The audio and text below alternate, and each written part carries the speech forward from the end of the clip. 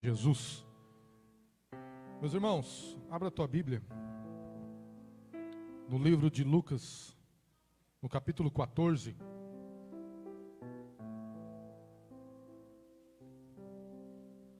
Eu quero falar um pouco sobre o custo do discipulado.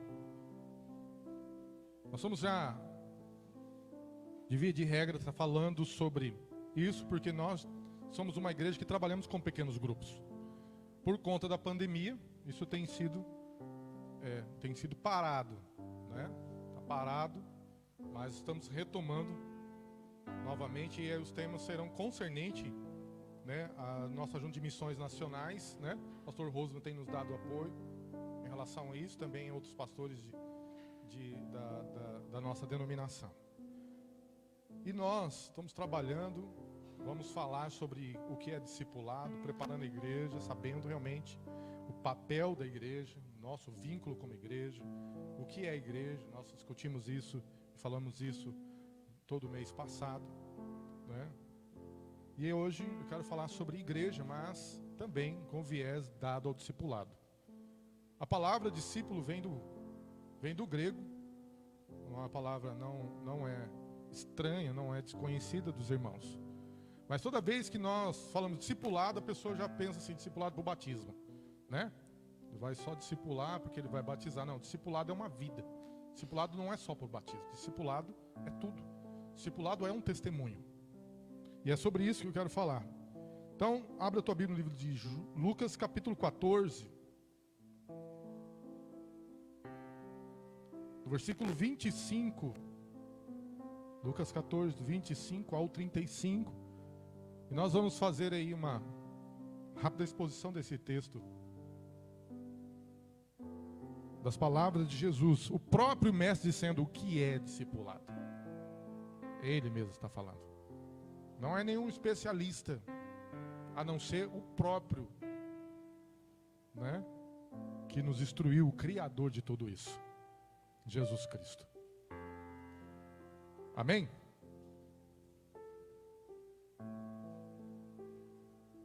Diz assim: certa vez ia com ele grande multidão.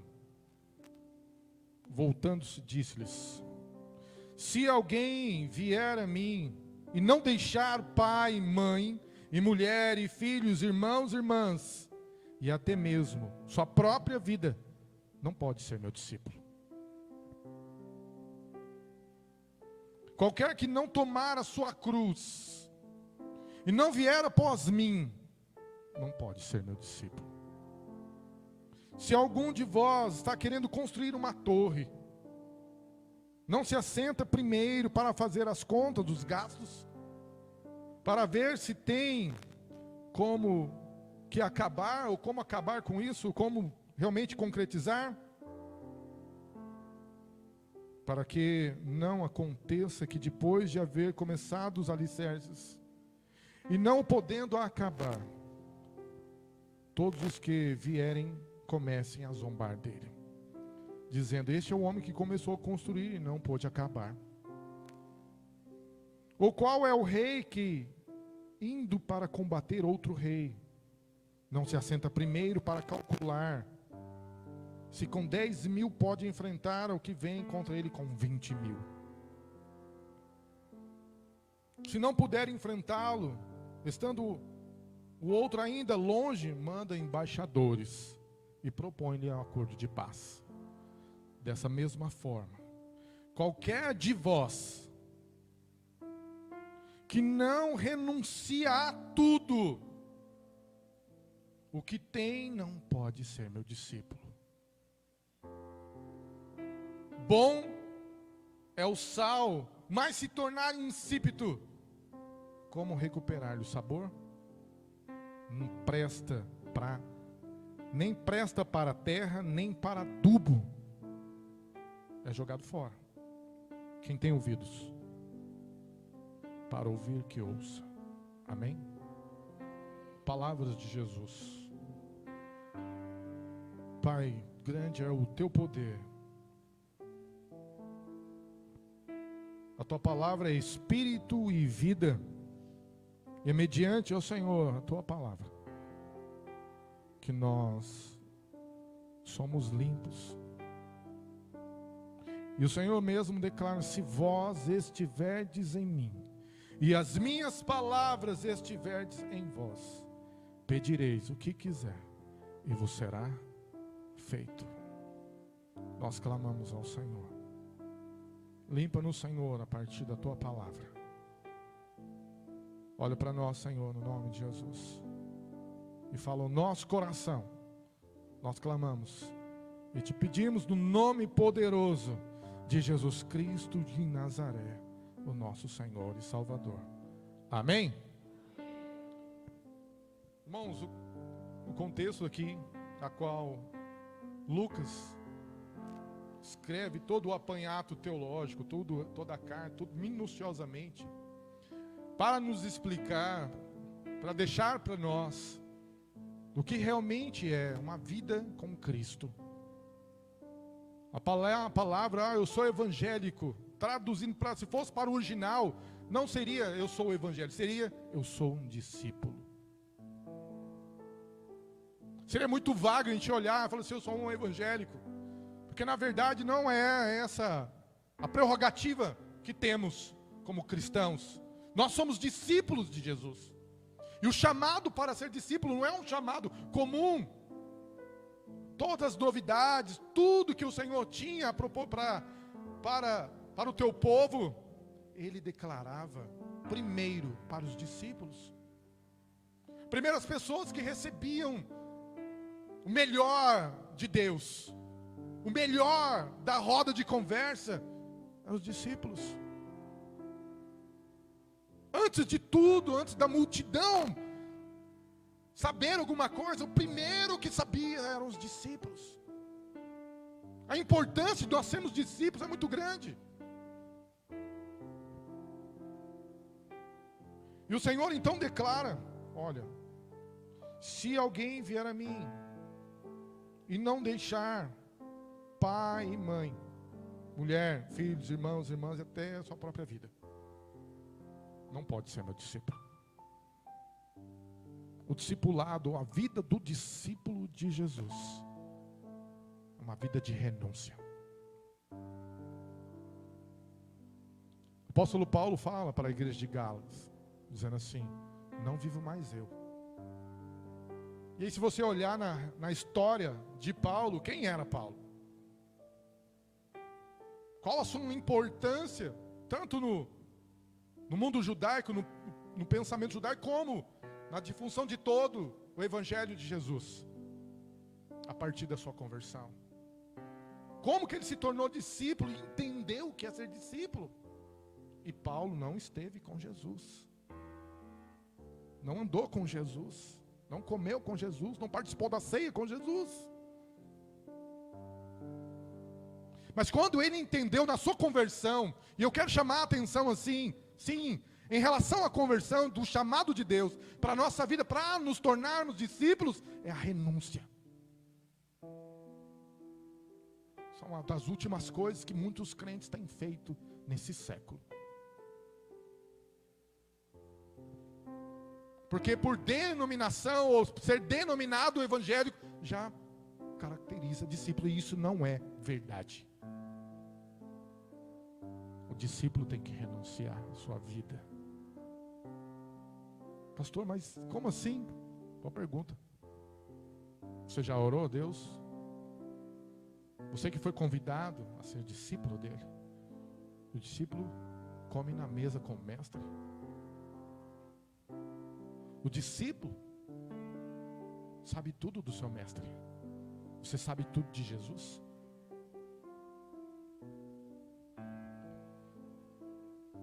Se alguém quer vir após mim e não deixar pai, mãe, se Jesus não for prioridade na nossa vida, nós não somos discípulos. Você pode ser qualquer coisa, membro da igreja batista, membro de denominação, mas você não é discípulo.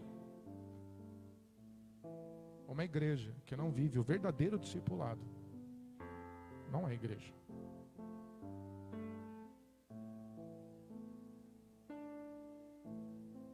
E aí eu quero abrir um parênteses em relação à igreja de Éfeso. Quando o próprio Jesus faz uma exortação à igreja. A partir da visão de João, no Apocalipse, no capítulo 2.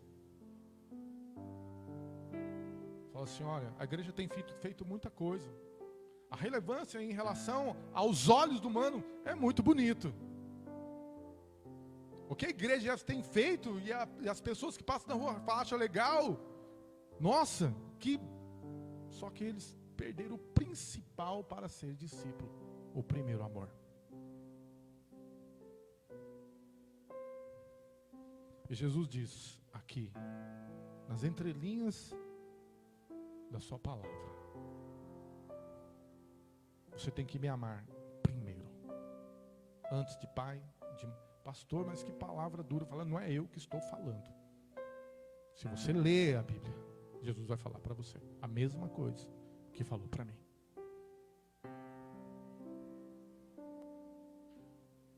Primeiro ponto, para ser um discípulo, renúncia. A multidão seguia Jesus por conta dos milagres. Tem muita gente vindo à igreja por conta de milagres, por conta de amizades, por conta de qualquer coisa, menos de ser discípulo. E não é isso que Jesus quer de nós.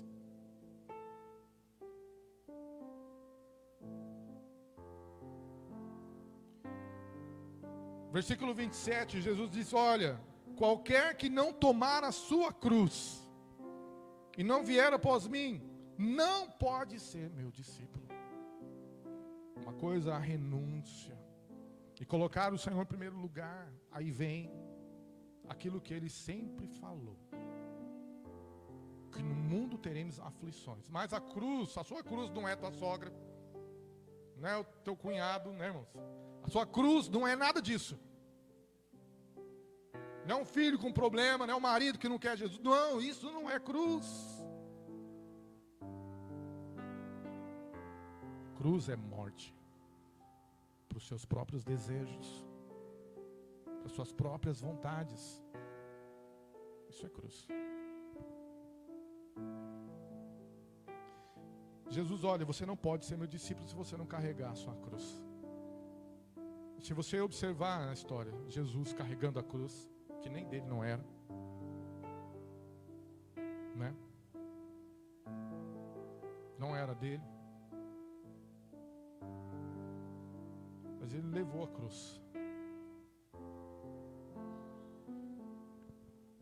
E quando foi crucificado, ele diz ao Senhor, falou, está consumado, está pago. Cruz representa morte para os seus desejos e para as suas vontades. E aí, mais uma vez, parafraseando o que Paulo diz à igreja da Galácia: não vivo mais eu. Paulo também declarando na igreja de Colossos, no capítulo 3 de Colossenses: se eu ressuscitei com Cristo, tenho que buscar as coisas que vêm de onde? Do alto. E só ressuscita aquele que morreu. E é por isso que então Jesus declara. E ele faz algumas alegorias acerca do posicionamento de ser discípulo. Como assim, pastor? Para que a gente possa entender em que posição nós estamos nesse discipulado. Onde nós nos encontramos acerca, né, do discipulado de Cristo. Se nós realmente somos discípulos dele. As prerrogativas são essas. Primeira coisa que nós falamos aí é deixar tudo, né, suas vontades e desejos. E ele diz: algum de vós está querendo construir, você não vai primeiro fazer um orçamento, vamos dizer assim, para depois você ver se vai, o seu dinheiro, você vai ter condições de fazer. Por que na hora de ser discípulo você não pensa?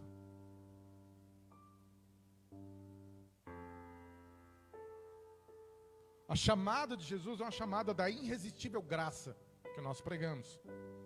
Na Suma Teológica nós falamos sobre isso. E quando falamos sobre a irresistível graça, e alguns falam sobre a irresistível graça e tudo mais, né? Alguns usam outras palavras, como diz lá em João, o Senhor mesmo declarando, Jesus, olha, aquele que vem até a mim, de maneira nenhuma lançarei fora. O discipulado é uma preparação para todas as coisas, mas para sermos discípulos do Senhor, temos que negar os nossos desejos e vontade. Para sermos discípulos de Jesus, precisamos deixar a nossa própria vida. E isso requer de nós muita atenção, muito preparo, conhecimento, para não fazermos parte somente da multidão. E aí eu retorno a falar sobre a multidão. A multidão seguia Jesus porque tinha os milagres, né? Tinha pão, tinha peixe, a multiplicação era certa. Pagava os seus impostos porque o dinheiro saía da boca do peixe. As pessoas que chegavam até perto, para chegar perto de Jesus, tinham que passar pelos discípulos. As pessoas só vão chegar, irmão, até Jesus, se você realmente, eu realmente, representarmos que somos discípulos. Ninguém vai querer servir um Deus daquele que não testemunha uma verdade. Falei, eu não quero. E quantas pessoas nós conhecemos assim, frustradas? Primeiro porque olham somente do caráter humano. E nós somos falíveis, né? Vamos dizer assim, somos falhos. Ninguém é perfeito, ninguém. E eu coloco um N maiúsculo, ninguém é perfeito. Nem o mais que se acha perfeito é perfeito. É por isso que Jesus disse, olha, para ser discípulo você tem que me conhecer. E ele separou. Eu gosto muito quando o Senhor Jesus começa a escolha dos discípulos, dos apóstolos. Ele faz uma seleção só de pessoas que, você fala assim, são pessoas que se fosse fazer uma seleção de emprego, não passava nenhum. Acho que o único que passava era Judas, era o mais, muito centrado, cheio de metódico, prestação disso, daquela coisa errada toda, era o que passava, mais corretinho ali. Mas foi o que traiu Jesus.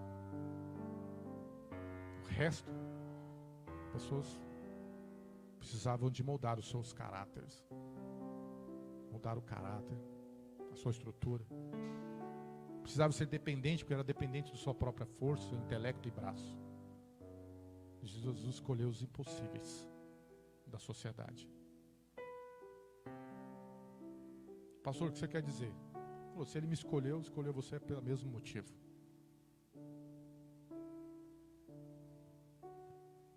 E é por isso que nós temos que dar valor a isso. E mostrar que somos discípulos do Mestre. Que amamos o Mestre. Você deixa ainda aberto aí em Lucas. Mas eu quero que você vá aqui em João. Capítulo 15.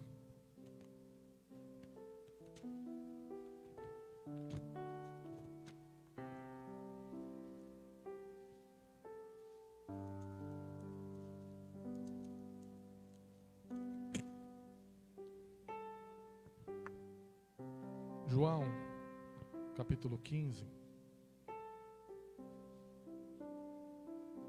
versículo 10.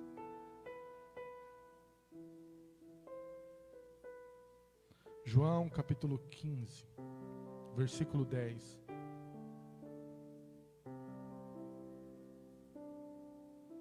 Como Paulo diz, né? Deus escolhe as coisas loucas desse mundo para confundir as sábias. João 15:10 diz assim: se guardardes os meus mandamentos, permanecerei no meu amor. Assim como eu tenho guardado os mandamentos de meu Pai, e permaneço no seu amor.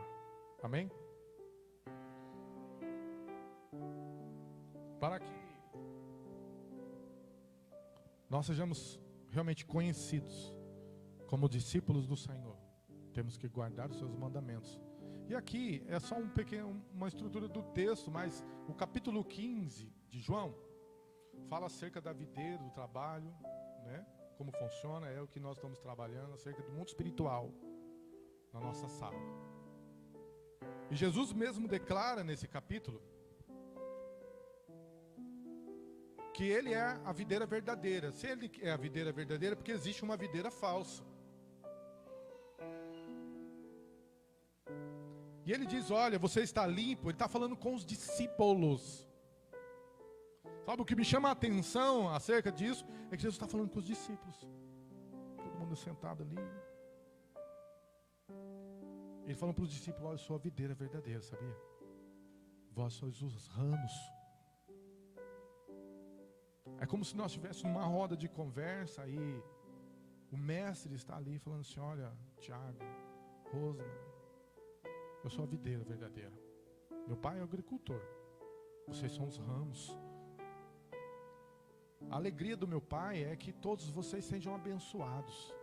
Mas como que vocês vão ser abençoados como meus discípulos?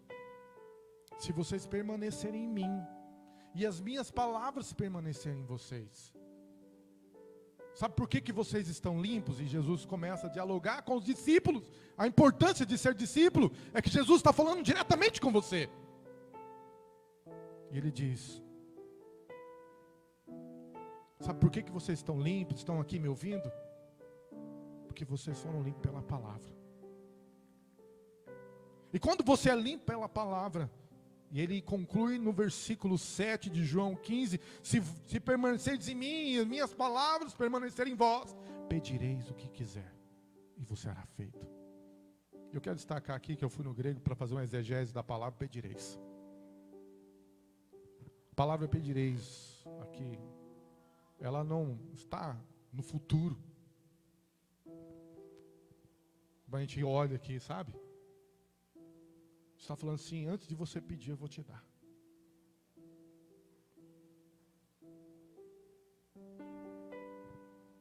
Esse é o que Jesus está dizendo. Para os discípulos eu tenho o melhor. Não faça parte da grande multidão. Seja um discípulo.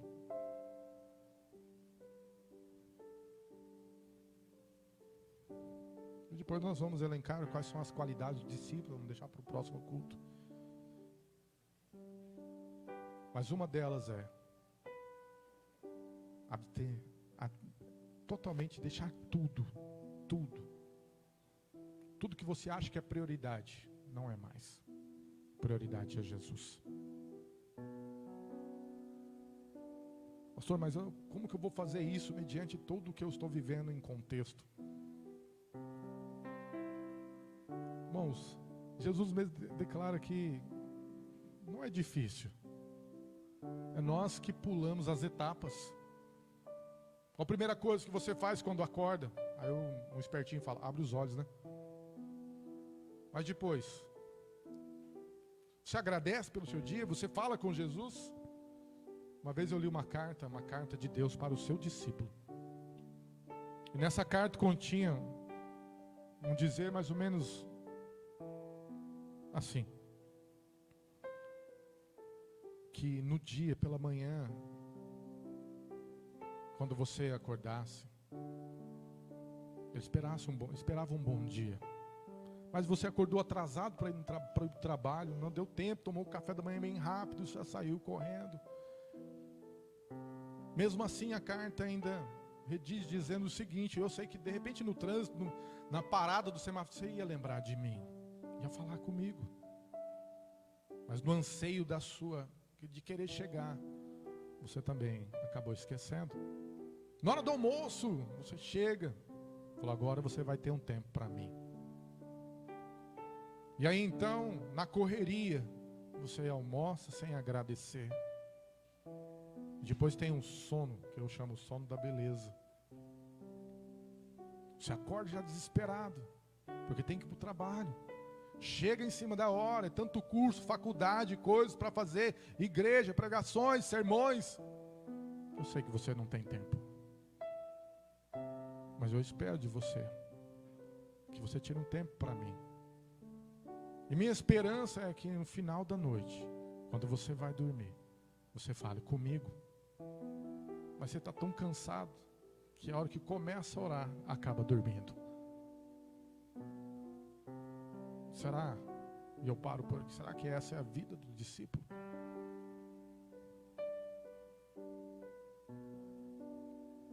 A primeira coisa que nós temos que fazer é agradecer a Deus por não estar entubado. Abrir os olhos e falar assim: Deus, obrigado porque eu abri os olhos.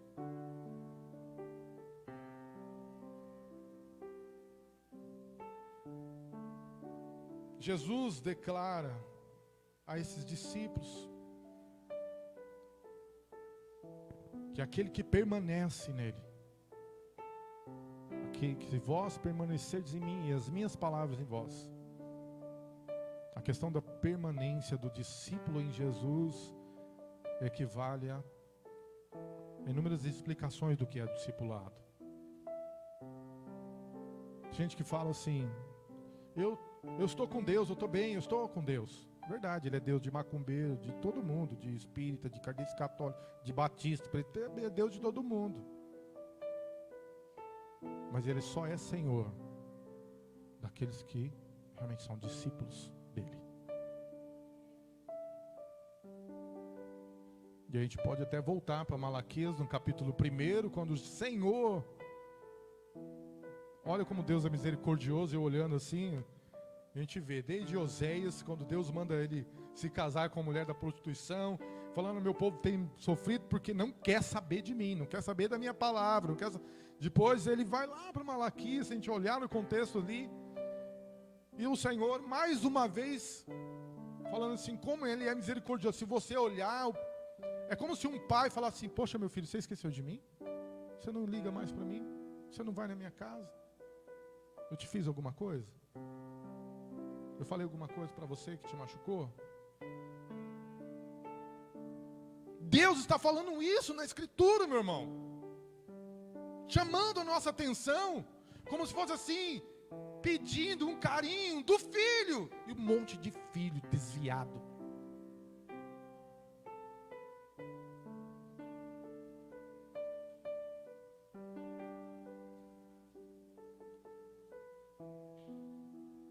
É isso que Deus está falando em Malaquias. Eu sou pai. Onde que está a minha honra?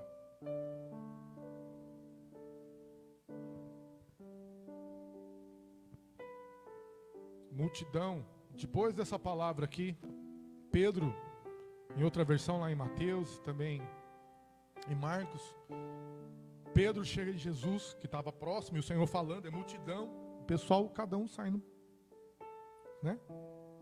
Né, pastor? Fala assim: ó, você tem que largar tudo. Os caras já faz de conta que não é comigo. Foi saindo um por um, ficou só os discípulos, e Pedro fala assim: dura essa palavra, hein, Senhor? Dura essa palavra. Irmãos, esse texto aqui é nesse contexto.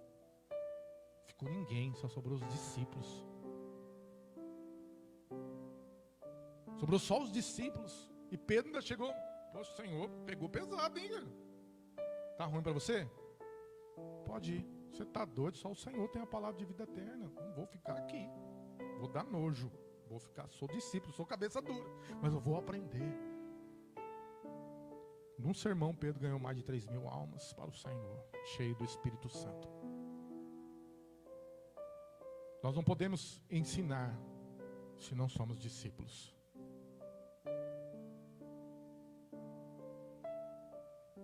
A vida dos discípulos mudaram após a chegada do Espírito Santo. Do água para o vinho. A vida moral, a vida dos relacionamentos com as pessoas. Primeiro, que judeu nem falava com samaritano, tiveram que falar paz do Senhor, irmão, graça e paz. Olha a mudança. E aí, nós somos discípulos ou não? Você é discípulo? Então mude, irmãos. Está na hora da gente mudar. Ou então seremos somente um membro da igreja. Não é isso que Jesus quer.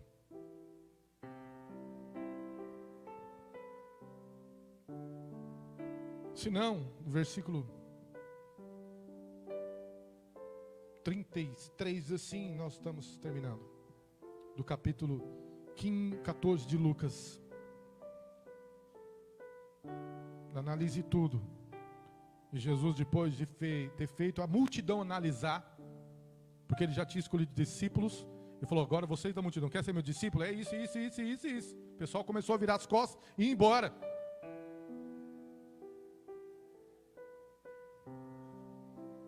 Jesus ainda continua para dar o fatality. Ele fala: da mesma forma, qualquer de vós, versículo 33, que não renuncia a tudo o que tem, não pode ser meu discípulo. Você não tem nada, eu não tenho nada, nós não somos nada. Eu gosto muito do pastor Nésio quando ele fala isso. Eu não tenho nada. Ele diz assim: você não tem nada, então, tudo que não é mais seu. Da mesma forma, qualquer um de vós que não renuncia a tudo o que tem, não pode ser meu discípulo. Aí já foi, os empresários foram todos embora. Todos eles foram embora, porque no cerne do pensamento do homem, da natureza humana, isso nós estudamos na filosofia, a primeira coisa que vem na mente do homem é a questão do egocentrismo. É o que eles têm que estar no centro de tudo. E aí o Senhor compara então no versículo 34, 35, dizendo o seguinte: bom é o sal. Acho legal, né? Sal é bom, né, irmão? Amém? É isso que Deus falou. Sal é gostoso, né? Você põe um salzinho, é isso que ele falou. Bom é o sal. Mas se ele for insípido, quer dizer, ele não tiver sabor, como vai recuperar? Ele recupera o sabor? Não. Nem presta para a terra, nem para adubo. É jogado fora. E aí ele fala o seguinte: você tem ouvido? Tem ouvido? Ouça. Pratique. Negue.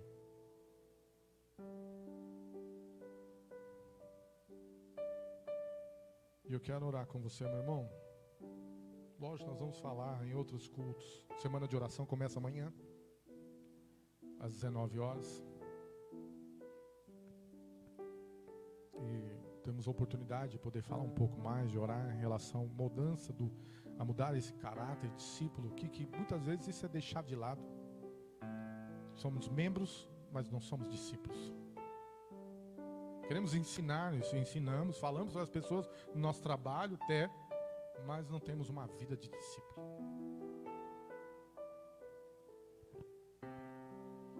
E eu quero convidá-lo a se colocar em pé. Eu não sei você, mas quando estava fazendo a leitura dessa palavra, estudando os materiais em relação ao discípulo, o que é um discípulo, vendo realmente a natureza de um homem, uma pessoa, um cristão, uma pessoa temente ao Senhor, tantas coisas, irmãos, que não dá para falar aqui. É como se eu estivesse lendo só o primeiro parágrafo de um sermão. O que eu estou falando para você é como se fosse o primeiro parágrafo de um sermão. De tantas são as coisas que devem ser elucidadas, esclarecidas, para que a gente possa perceber o quanto Deus nos ama e o quanto Ele tem para nos abençoar e o quanto nós temos perdido por não estar permanecendo em Jesus. Achamos que estamos nele.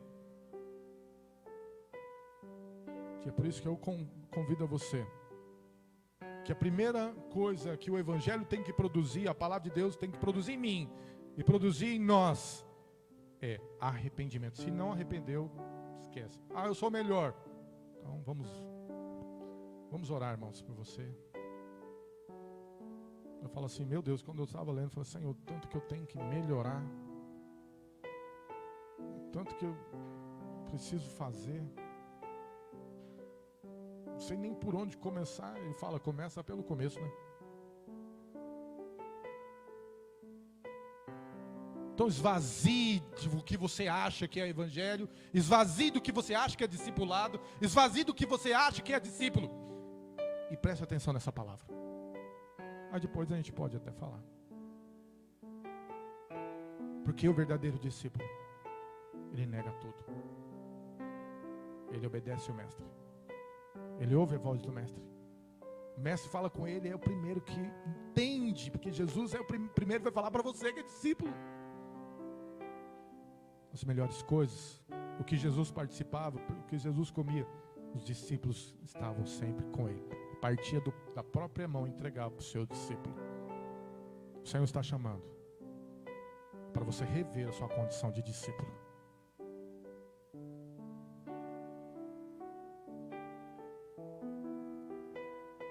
Feche seus olhos e que se... Ainda bem que eu não sou o Espírito Santo, mas o Espírito Santo está aqui, amém? É Ele que convence do pecado, da justiça e do juízo. É no tempo dEle, é na hora dEle, é no momento dEle. Mas a minha oração toda essa semana, todo esse tempo é para que o Senhor entre no teu coração, entre na minha vida, assim como entrou na minha vida, e mude a minha forma de pensar que é ser discípulo.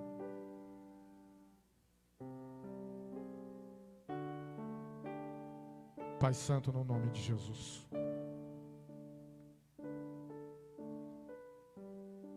Nós rendemos graças ao Senhor, Pai, por tua infinita misericórdia, graça, pela tua maravilhosa palavra, que foi revelada a nós, mesmo não merecendo, Senhor, como uma carta de amor aos teus filhos. Olha, Senhor, para o nosso coração. Renova, Senhor, as nossas forças, nosso entendimento. Ajuda-nos, Senhor, nas nossas limitações e fraquezas. Ajuda-nos, Senhor, a entender o que é realmente ser discípulo, Pai, para poder discipular outros. Nós sabemos, ó Deus, que os primeiros mártires foram os seus discípulos, cerrados ao meio, crucificados. Mas todos eles tiveram o grande privilégio de receber do Senhor o pão, de participar com o Senhor do cálice. E é por isso, Senhor, nosso amor transborda, por tua grande misericórdia por nós. Ajuda-nos, Senhor, a entender e praticar, viver, para poder, como sempre, na nossa limitação, ensinar, promover estudos, através do testemunho de vida, no nosso trabalho, na nossa casa, nos nossos ministérios. Nós oramos, Senhor, porque somos fracos. E a tua palavra diz que nós não sabemos nem orar. Aquele que ora mais bonito não sabe nem orar. Porque é o Espírito do Senhor que intercede por nós com gemidos inexprimíveis. Mas mesmo assim, o Senhor ama o teu povo e prepara uma palavra para que possamos sair da nossa zona de conforto e perceber, ó Deus, o quanto nós estamos negligenciando a vontade do Senhor, trocando o certo pelo duvidoso. Perdoa-nos, Senhor. A minha oração é em comunhão com a igreja, ainda assim que muitos acreditam que não. Mas eu, ó Deus, como ministro da tua palavra, escolhido, Senhor, não pelas mãos humanas, mas pelo teu Santo Espírito,